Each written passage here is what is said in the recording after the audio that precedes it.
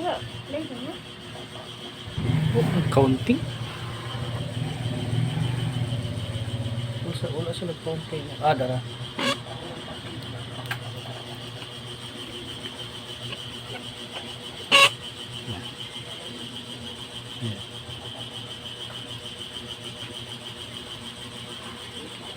Hello guys, may gabi. So, mga kaprabi yung galing akong palengke, nag-update ako sa inyo ito ng presyo ng mga bilihin.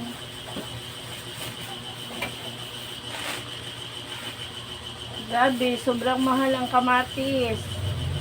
100 ang kilo.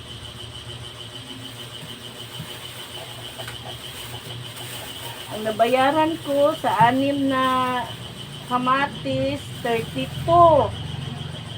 Grabe, sobrang mahal.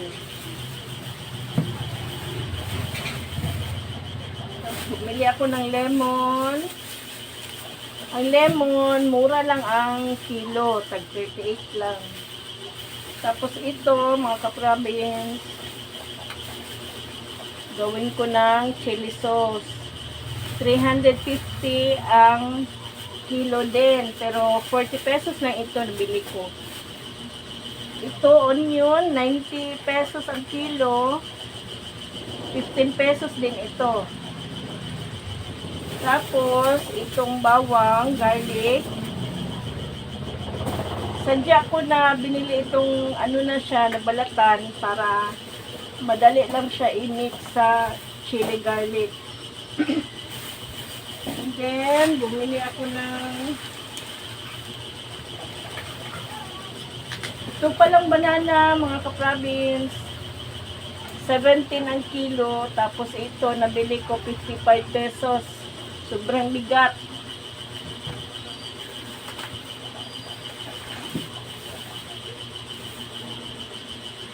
Sayote.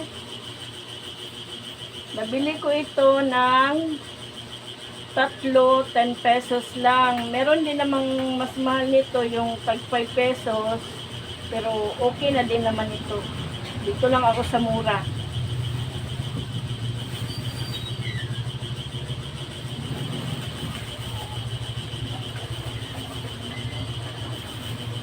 And then, bumili ako ng luya, mga ka-province.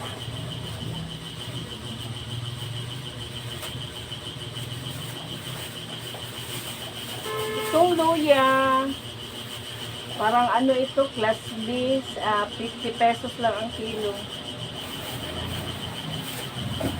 Saka ito pala,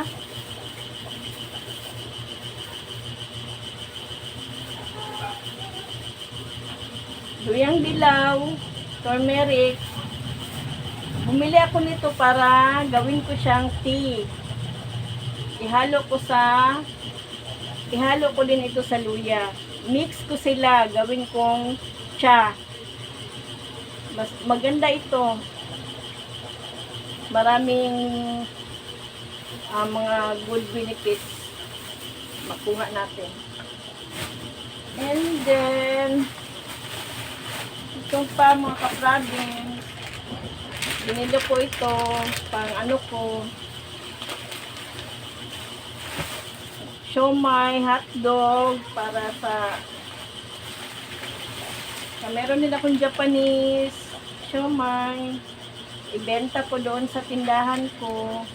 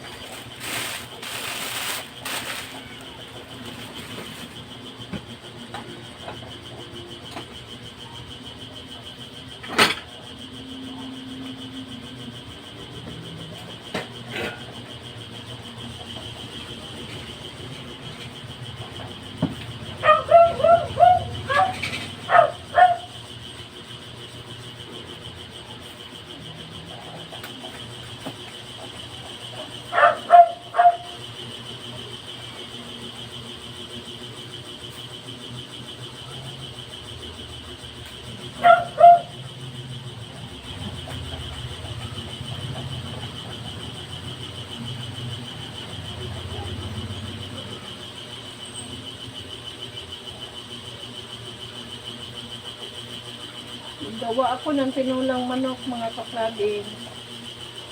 Ulam namin.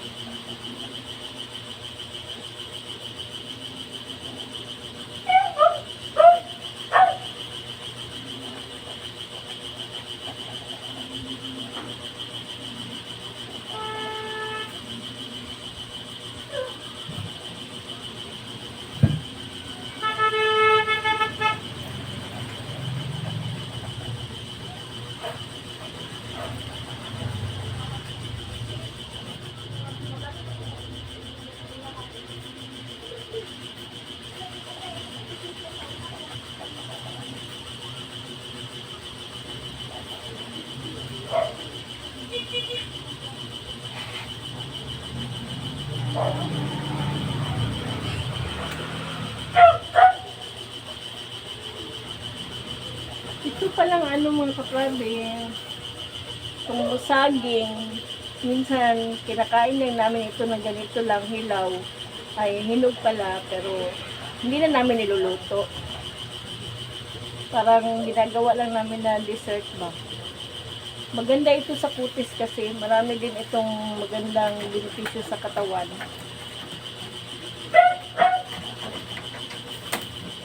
Dito na lang muna mga kaprabins. God bless sa inyo lahat.